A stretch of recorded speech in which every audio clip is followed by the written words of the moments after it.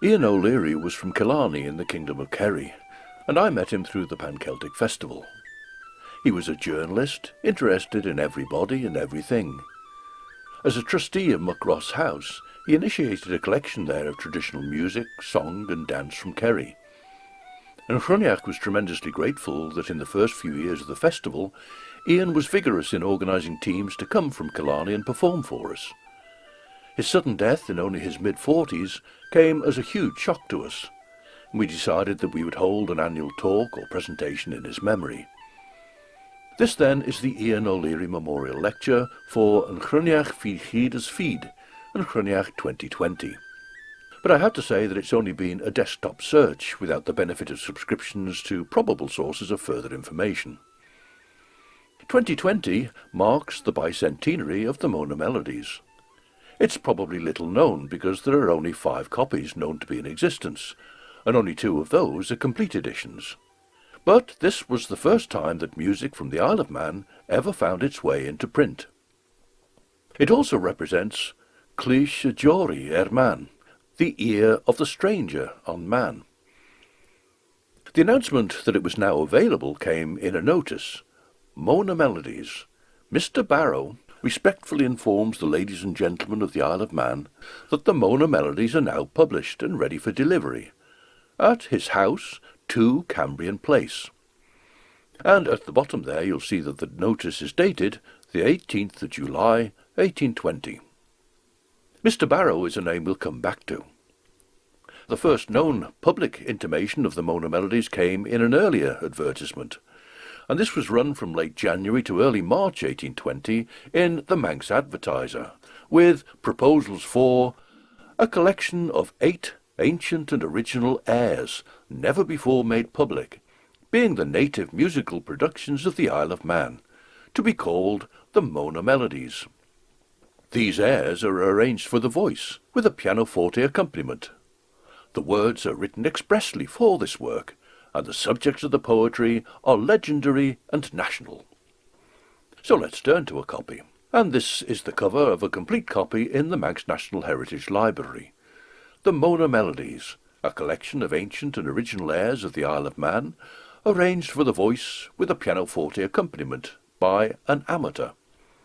The words by Mr. J.B., dedicated by permission to Her Royal Highness the Duchess of Kent, by Her Royal Highness's grateful and devoted humble servant, C. St. George.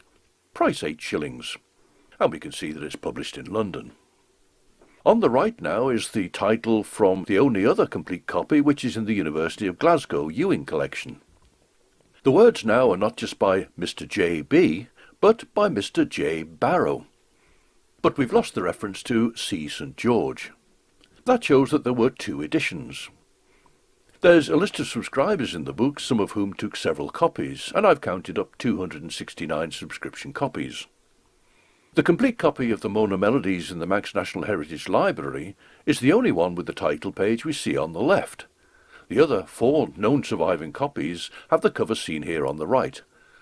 So that's the complete copy in Glasgow. Manx National Heritage also has 2 incomplete copies, and the British Library has an incomplete copy as well. There isn't a contents or index page to it, so I've compiled this from the various headings of the individual pages. The first piece is Brown William, or Air Illiam Dawn.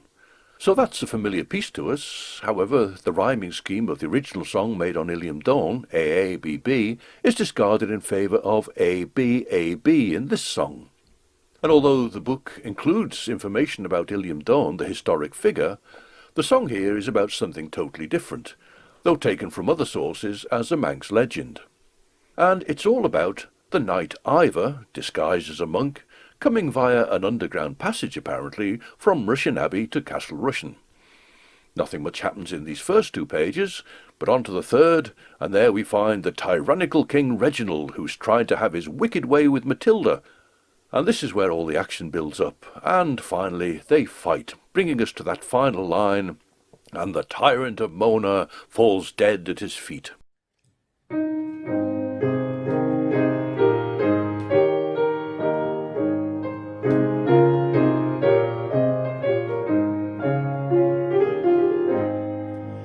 On Russian's grave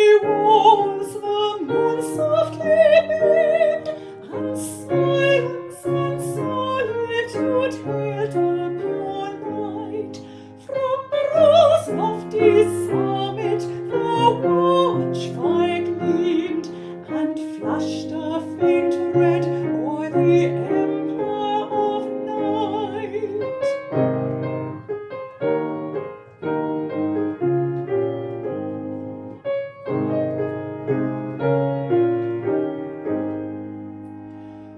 Through the abbey's long cloistered this lonely hour, who roves with the steps so disordered and wild, he bends his sad footsteps to Reginald's bar, and treads like a knight, though his garb be so mild.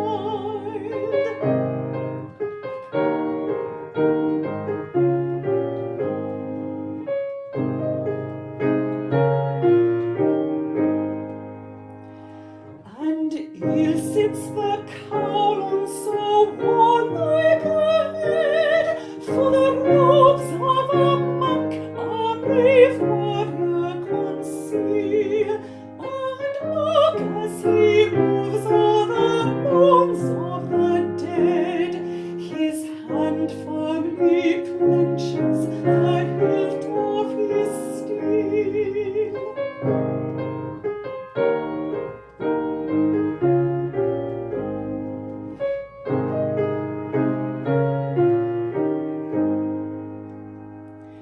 Tis Ivor's lone track every night where he walks, religion and vengeance dividing his breast, and often as mournfully onward he stalks, he beats his mailed bosom and looks to the west.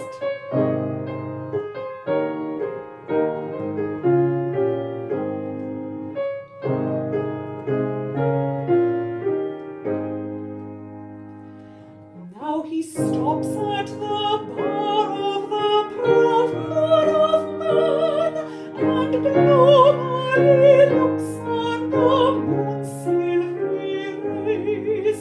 How wild is his eye, and his features how wan, but that shriek he has heard, and he gasps with amaze.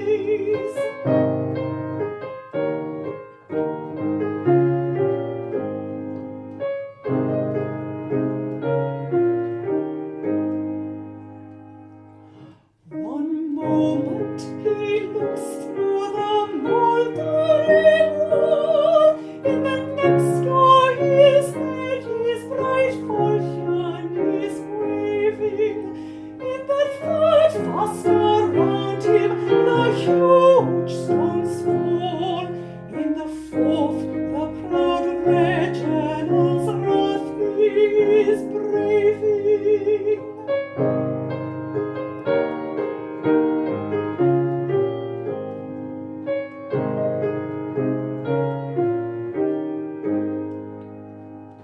My Ivor, oh snatch me from dishonor and shame. 'Tis Matilda that speaks, and Matilda in tears. Behold not, false monarch, thou blot on thy name. Behold not a monk, for no Ivor appears.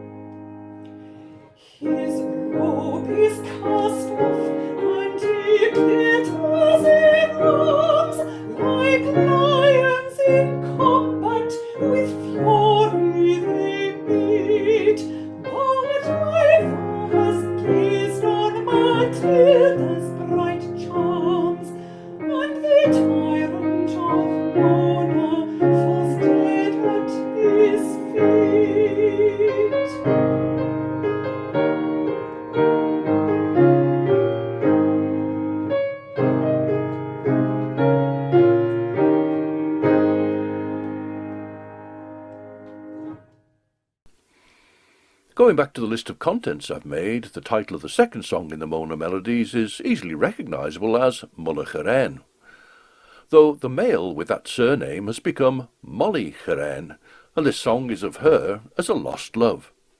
Dear Mona, farewell, for why should I stay mid scenes of grief and pain? Though sad be the hour and gloomy the day, I leave my dear Molly Chruinnaght. But we are told at the end that this is, of all others, the favourite air of the Manx. Going back to that list of titles again, we've looked at Brown William and Molly Chruinnaght. Whoever collected the songs seems to have known some Manx because we can see the titles here. Isabel Falsa, False Isabel, Machalian Veg Dawn, My Little Brown Girl. Sgillia Brige, Kirkbride, was a song still found in A.W. Moore's time in the late 19th century, with lyrics that are thought slightly doubtful but yet still included in his Manx ballads and music. And then we move on to Berry Dawn, who was the thieving Machel witch. The next song foxed the London typesetters, Machan Wunya Veen. What was written as O-I-N in the middle of Wunya has been interpreted as O-M. But the Manx titles generally are recognisable, interpretable. O Saindun, O We Must, the very well-known Nakiri Fosneachta, the sheep under the snow, and finally a piece called Magrai, Nach Nierdun Farachton. The English translation has the my dear at the end rather than at the beginning. As we've seen, the Illiam Dawn song is based on a legend, rather doubtful one, but the sources are cited for it. And the Molly Chruinnaght has some hint of the original, whilst other songs refer to the island, so they're legendary and national, as it says in the proposals.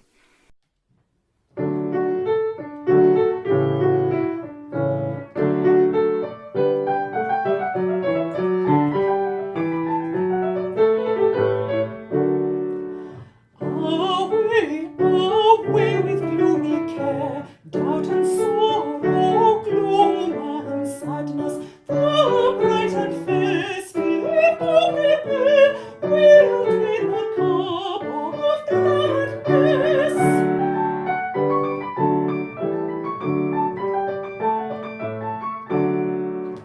The heedless bird that waits his wing, gains not at once his wanted height, but yet again he often spake his drooping plumage tries for flight.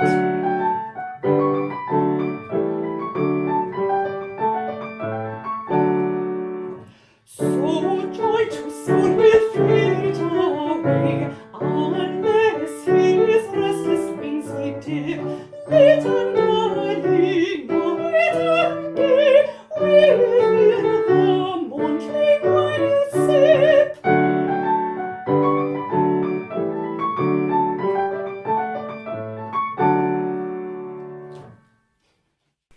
On the final page we have 3 tunes without words.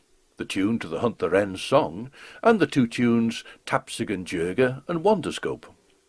In fact, rather than the 8 songs referred to in the proposals, there are 10 songs here, plus the 3 tunes.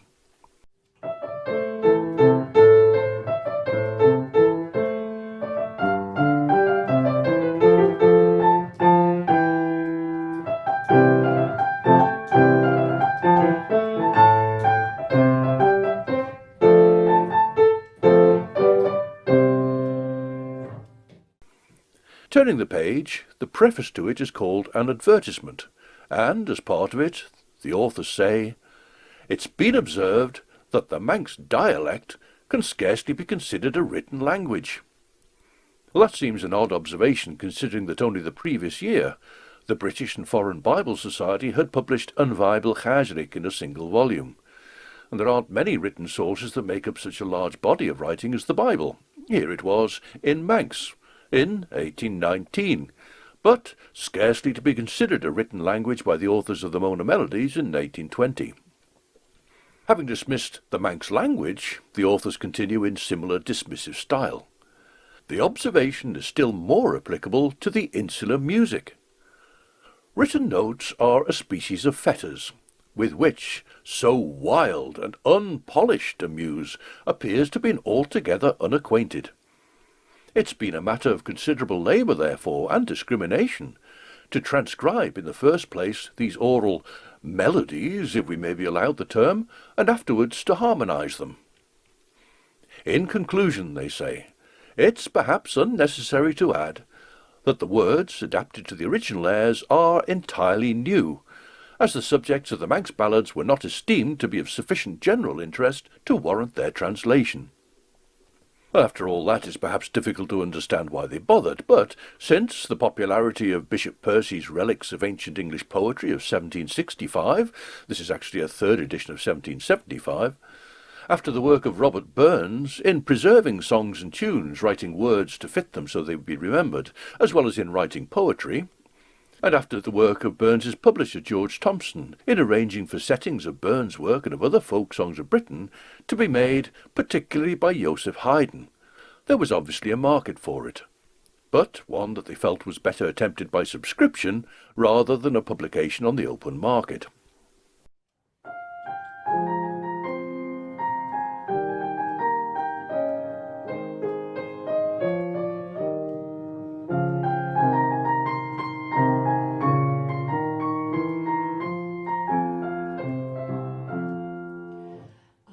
At close of day, when o'er the ocean's gleaming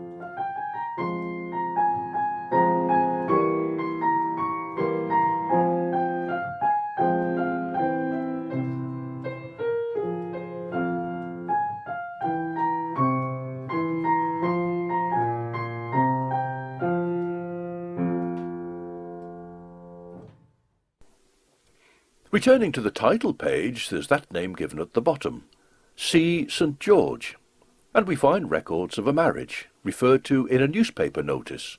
Married by special licence at Haywood House by the Reverend Mr. Cannell, George St. George, Esquire, to Mrs. Catherine Maddox, widow. The Reverend Cannell was the vicar of Onken, and in the Onken parish records we find George St. George and Catherine Maddox, alias Saunders, both of the town of Douglas, were married by special licence in the town aforesaid this 22nd of August, 1809. Well, Catherine Bienfait Saunders was married in Worcester in 1792 to Thomas Maddox of Ellesmere in Shropshire. Catherine and Thomas Maddox had 9 children between 1793 and 1804, when Thomas died. All of the children were christened in Ellesmere in Shropshire, even Mary, who was christened 4 months after her father's death. At the time of Catherine's marriage to George St. George in 1809, her eldest child, Margaret, was not yet turned 16, and the youngest would be about 5 or 6.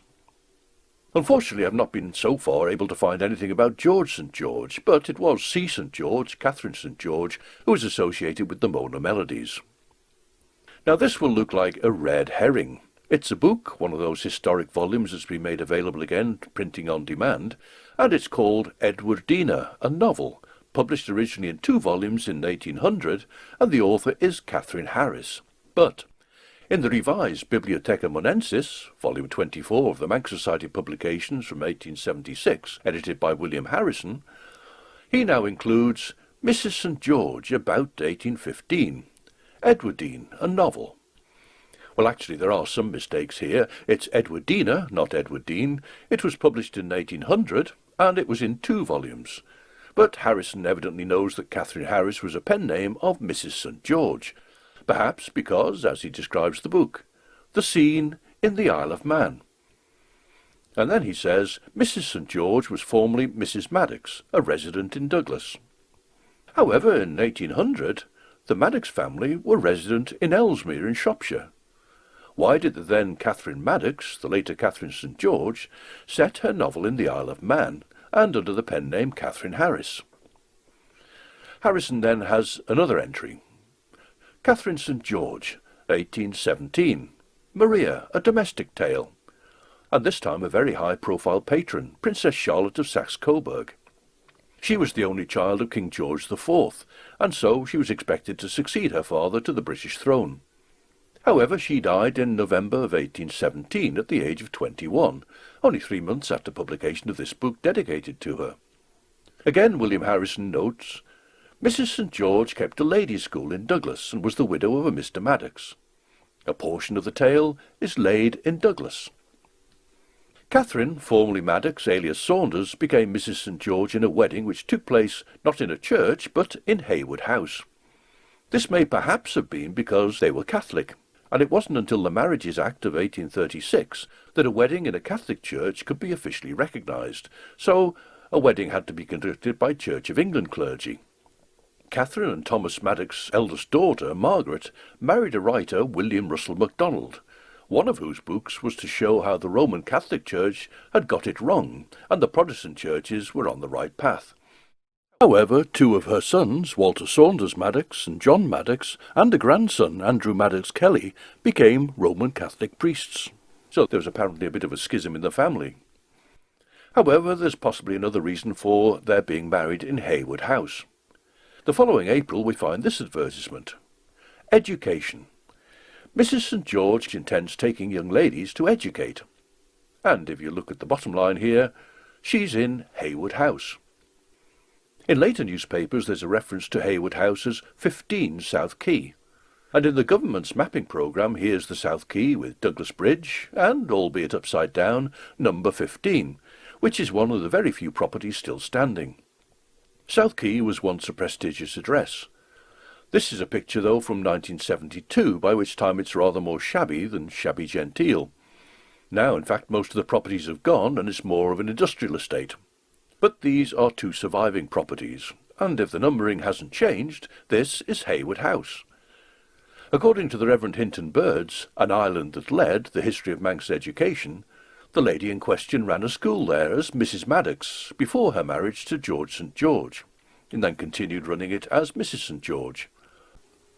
And if I may just jump in and interrupt myself here, going back to an early 20th century view of the South Quay, having said that 15 South Quay was one of the few surviving properties, it looks as though that was tempting fate, because this is the view as of mid-July 2020. However, back now, whilst we may, to Haywood House. Part of Haywood House was a school run by a Mr. Barton, calling it at one time the Haywood House Academy. Subsequently, Mrs. Barton joined him to run an academy for girls there, and this may be the reason that we find, by 1814, Mrs. St. George's Academy has moved to the west end of Shaw's Brow. That's the buildings on the left here, with the back of Athol Street on the right. We find further adverts for 1816 and 1817, but I've not found anything after that date. Catherine St. George was perhaps associated with the Mona Melodies project because of her success in getting patrons for publications by subscription. Her Royal Highness the Duchess of Kent was Princess Victoria of Saxe-Coburg-Saalfeld, who married George IV's brother, Prince Edward, in 1818. They had an only child in 1819, Princess Alexandrina Victoria of Kent, and she succeeded her uncle, William IV, to the throne as Queen Victoria in 1837. So that's something about C. St. George, Catherine St. George, and we know that the words were by Mr. J. Barrow. He was John Henry Barrow, 1796 to 1858, and this is his signature. Above his name here, it refers to the Zoological Gardens, and that arises from a book published in 1832 for which he supplied the text with illustrations by Thomas Landseer, giving characteristic sketches of animals principally from the Zoological Gardens, Regent's Park. John Henry Barrow's elder sister was Elizabeth Culliford Barrow, and it was she who became married to John Dickens in 1809, and in 1812 she gave birth to their second child, a son, whom they named Charles Dickens. In an article in the Journal of the Manx Museum in 1958, William J. Carleton wrote of links with Dickens in the Isle of Man. He has this to say: John Henry Barrow, born the 4th of January 1796, was not yet 17 when, in the year of his famous nephew's birth, that was 1812, he made his literary debut. Now this relates to an address John Barrow submitted to be given at the reopening of the Drury Lane Theatre in London. But George Lord Byron was a member of the committee, so guess whose work was used in the end? However, it substantiates for us that John Henry Barrow was living in London in 1812, because his address was given as 301 The Strand. Carleton goes on. In the same year, 1812, Barrow found a publisher for his poem De Mowbray. These early efforts were followed by Manx Legends, a small collection of poems from the Manx tradition, published at Douglas in 1817 or 1818. The two titles, he says, are known only from a list of his works compiled by Barrow himself. Unfortunately, he doesn't say where that list can be found. However, in 1827, John Henry Barrow had this novel published in 3 volumes, Emir Malik, Prince of the Assassins. One of the characters in it is called De Mowbray, and in particular we find out that De Mowbray was in truth excellent as a troubadour, and he goes on to give a performance of a song here. But poetry is used throughout that book, so could this be that earlier but apparently lost material, De Mowbray, being used here? And similarly, might those Manx legends that Carleton mentions have been the lyrics for the Mona Melodies? The songs for Illiam Dawn and Mulcharen were based on legends of one sort or another, and other songs refer to Mona. And the original proposal tells us that the subjects of the poetry are legendary and national. Whether John Barrow's words in the Mona Melodies were worth the writing is another thing. I enjoyed working on them. I enjoyed the sort of challenge, I suppose, of trying to make the words in some of the songs, trying to make the words fit the music so that you can still actually sing the words with any sort of sense of meaning or drama or storytelling. And I'm not always sure whether we've quite found that with them as to where the words really are meant to lie. I wonder whether the poems and the words were just put together almost completely separately from the music, and then they've kind of been sort of crammed in without sort of checking or without working together or adapting and changing. But we managed to get them to fit in. But that was what I thought was the tricky side of things.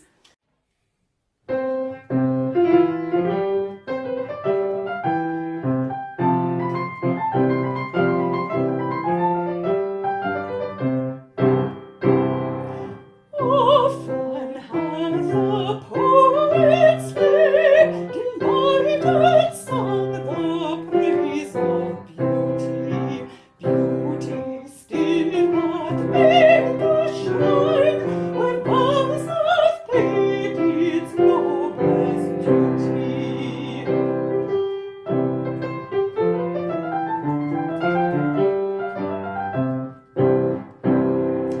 This sweet Chruinnaght to Santa sent, and lo, I bend the knee before her, nor will doubt my vow sincere, who knows how warmly I adore her.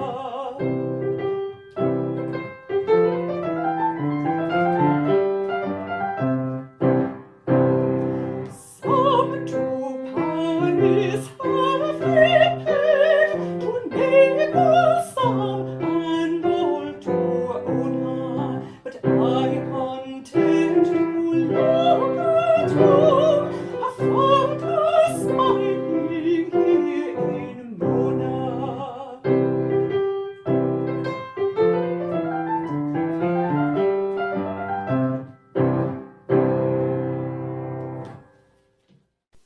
This is another project by John Henry Barrow, The Mirror of Parliament, intended as a rival to Hansard. As you'll see, edited by John Henry Barrow, Esquire, barrister at law. He was called to the bar in 1828, but never practised. He was an excellent exponent of shorthand, and taught it to both his brother-in-law, John Dickens, and his nephew, Charles Dickens, who both covered parliamentary debates for The Mirror of Parliament, which was praised as being far more detailed and accurate than Hansard. William Ewart Gladstone particularly praised it, but it didn't prosper. John Henry Barrow had given work to his nephew, and Dickens was able to return the favour, giving his uncle a job as a reporter with the Daily News, when it was launched with Dickens as editor in January of 1846. Dickens himself only edited 17 editions, but Barrow stayed with it for a number of years as a reporter in India and China. However, on his return to London, he died in poverty after a painful illness in 1858. So that's an overview of the life of the writer of the words of the Mona Melodies. But what of the music? In 2000, this book was published, Volume 5 of the New History of the Isle of Man. And as part of a footnote to a section about music, it mentions the Mona Melodies, and says that the amateur was the one who prepared the music and the accompaniments, the amateur was John Barrow, organist at St George's Church, Douglas, who was admitted to Gray's Inn in 1823. Well, as we've seen, that legal qualification is certainly true of John Henry Barrow. He was admitted to Gray's Inn in 1823 and called to the bar in 1828. In the Proceedings of the Isle of Man Natural History and Antiquarian Society for the period 2003 to 2005, Stephen Miller had a paper about the Mona Melodies and refers to John Henry Barrow.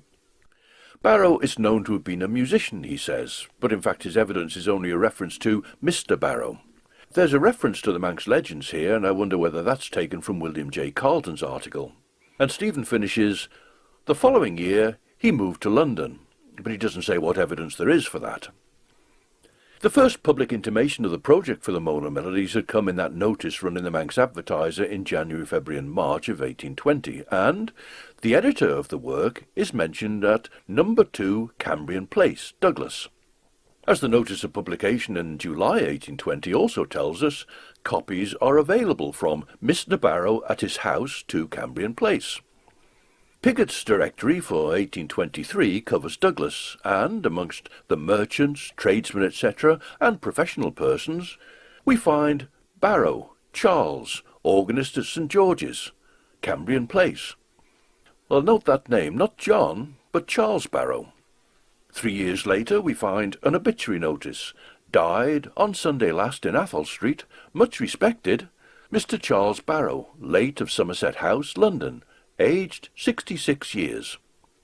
That notice must have been placed there by his widow, Mary. However, she evidently wasn't going to remain in Douglas, but fairly soon sold up and left, obviously thinking of those earlier days, late of Somerset House, London. This is Somerset House, looking from the Strand, down towards the Thames. You can see the cupola in the middle of that wing on the far side, and from the other side of it you can see it there as the wing lets out onto the Thames embankment. But at the time Charles Barrow was in Somerset House, it led directly out onto the river. And so who was Charles Barrow, 1759 to 1826? He was born in Bristol and served as a naval lieutenant for a time. It's not known when, but at some time he moved to London. And there he married Mary Culliford, 1771 to 1851, in St. Mary's Church, Lambeth, in December 1788. Mary's family was involved in instrument making, and Charles became a partner in the business until his father-in-law's death in 1797. And then Charles went into teaching music and established a music circulating library. Charles and Mary had 10 children, 8 of whom survived, so there was a large family to maintain. As we've heard, one of their daughters, Elizabeth, married John Dickens in June of 1809, and in 1812 Elizabeth and John's second child was the future famous Charles Dickens. In December 1801, Charles Barrow became an extra clerk in the Navy Pay Office in Somerset House, at an annual salary of £78, 5 shillings.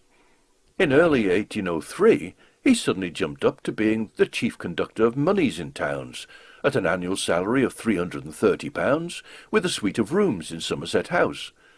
He'd gone from about £6 a month to £6 a week.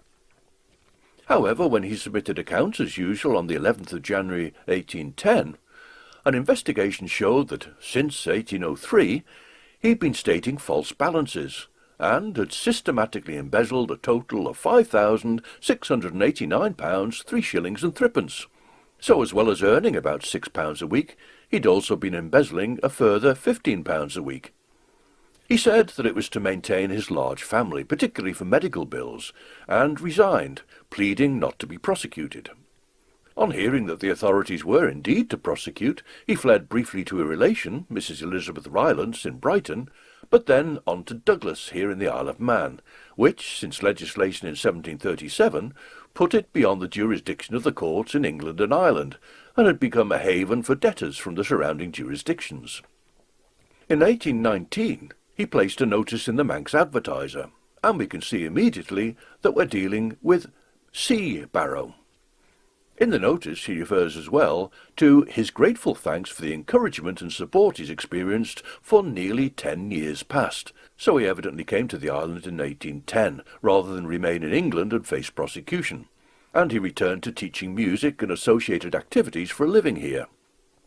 The proposals of early 1820, as we've seen, shows him as editor of the Mona Melodies, and the preface to them says that the authors were greatly assisted in their researches, the fruits of which are respectfully submitted to the public, by 1 or 2 gentlemen of the island, whose active zeal as amateurs furnished them with the airs of some of these melodies, and who were requested to accept the author's thanks for their valuable services. Unfortunately and frustratingly, we don't get to find out who they are. However, to try to join some of these pieces together, we can surmise that 1 or 2 gentlemen with whom Charles Barrow was involved, perhaps teaching them or their family the piano, had heard some Manx folk songs and had written them out. Charles Barrow's work as editor involved preparing the music and accompaniments. He drafted in his son, a writer, John Henry Barrow, to make new lyrics, for all the reasons we saw earlier, and that Catherine St. George became part of the project because of her success in gaining prestigious patrons and subscribers with her previous publications. Catherine Saunders was originally from Worcester. She married Thomas Maddox of Ellesmere in Shropshire, where they lived until Thomas's death in 1804, and she and her family were there at least as late as December of that year. She may have had some connection with the Isle of Man that prompted her in 1800 to set a novel here. Catherine Maddox and her family came to Douglas, where she opened a school and later married George St George in 1809, and it appears that she later moved to London. Charles Barrow was originally from Bristol, but after leaving the Royal Navy, he was living and working in London, first in connection with music through his wife's family, Mary Culliford, but later in an important post in the Navy Pay Office. That came to a sudden end with the discovery of his embezzlement, and he fled briefly to his relation Mrs. Rylance in Brighton, but soon fled to the Isle of Man to be outside the jurisdiction of the English courts. John Henry Barrow was born and raised in London. It's not known whether he came with his father to Douglas. Other family members remained in London, so he could have remained there with them. In 1812, his address was given as 301 The Strand. It appears then that we owe the Mona Melodies, to a greater or lesser extent, to the law that made the Isle of Man a place of refuge for debtors, where an embezzler of public funds could become much respected. The Barrows and Catherine St George, though, were astute to recognise that the unknown music of the Isle of Man would be a novelty with the prevailing interest in the Romantic movement and Romantic nationalism, particularly when smartened up in settings such as been made by Haydn. I mean, it's not out of place to say that he's not Haydn and his son's not Burns or Thomas More, but that doesn't mean that they're ridiculous. Musically, they're very much of the time, in that they're in line with Thompson's productions from Edinburgh and Thomas More's Irish Melodies, which began before this was published, and their series were finished after. So it's very much in that late classical style. They're imitating to some degree the work done by Haydn, Pleyel, Hummel, Weber were after this time, and Beethoven's last work for Thompson was done after this. So that, as examples go, they're not bad. I mean, it is forcing to some degree folk song, which is generally modal in style, into the harmony of the Rococo time, which is very much based on tonic and dominant, and of course the dominant doesn't exist in folk music. But enjoyable to do. I thought enjoyed playing them. Yeah, certainly. What are your thoughts about the lyrics? What was really interesting when you first sent them through to me was I thought they were written quite high, even for their time. I was thinking any soprano or tenor is going to struggle with this, because they do lie really high in the voice, and the not just the odd notes, of the placement of them is really high. So I would think, I don't know how people sang in 1820, but I would think they would be tricky for an amateur to sing, and to sing well. So I know we've brought them down. I mean, it does strike me that, looking through it, and when we played them, that there seems to be some degree of haste.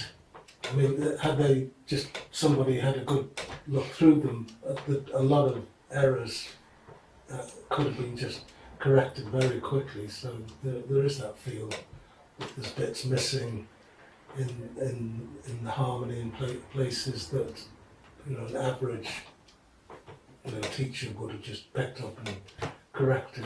So I think probably haste was partly to do that. I don't know why, but because it seems that, I mean, the length of the subscribers, there seems to be a certain amount of time getting those all together. So, but as I say, worth doing. Certainly. Yeah. Yes. Although the Manx language and original subject matter were dismissed, there is some background information here, and at least incidental information about songs in Manx of the period, and it particularly shows the long popularity of Mullagheren, on which W.H. Gill was, about 100 years later, to base the national anthem. The Mona Melodies are important as being the first published music with a Manx provenance. Now, might Charles Barrow have reason to wish to remain anonymous? The collection was being published in London, where he'd embezzled a lot of public money. and the protection of law, the Isle of Man remaining outside the jurisdiction of the English courts, had been lost by a change of legislation in 1814. Whether we can safely insert Charles Barrow's name as the arranger is not entirely clear, but there's a lot of circumstantial evidence that suggests that he was the arranger, so let's put him in, and also insert the names of John Barrow and Catherine St. George. And, whatever its faults, we can thank these strangers to the island for not only lending an ear to Manx music, but doing something about it, as we celebrate the bicentenary of the Mona Melodies.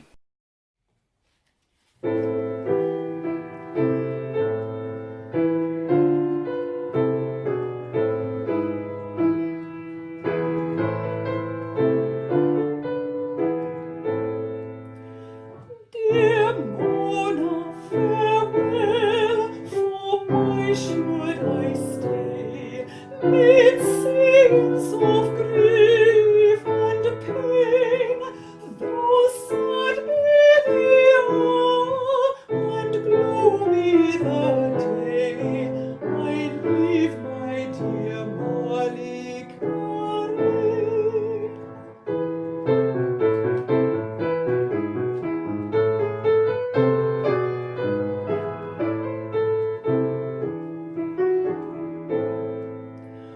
Oh, bright are thy charms, and brilliant thine eyes, thine heart with